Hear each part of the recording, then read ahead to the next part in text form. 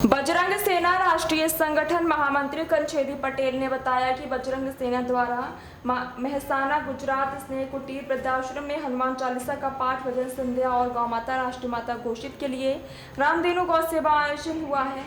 वहां सैकड़ों की संख्या में महिला मोर्चा सहित बजरंग सेना परिवार में नियुक्ति की गई। सभी नवनियुक्त पदाधिकारी सदस्यों ने गौ माता को राष्ट्रीय माता घोषित करने के लिए संकल्प लिया और गुजरात प्रदेश में नवरात्रि उत्सव आयोजन में अन्य समुदाय का पूर्णता से प्रतिबंध रहेगा, इसका विशेष ध्यान रखा जाएगा।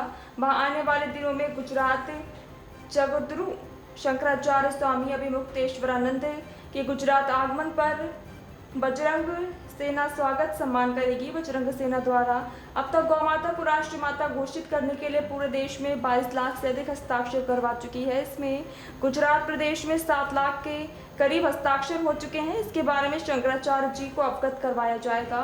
कोटेगांव से कंछेदी पटेल की पंकीबेन झाला राष्ट्रीय सचिव અને પૂરી બજરંગ સેના ગુજરાત પ્રદેશ ટીમ અને મહેસાણા જિલ્લા ટીમનો આભાર વ્યક્ત કરીએ છીએ કે આટલો સમય અમારા માટે તમે ફાળવ્યો।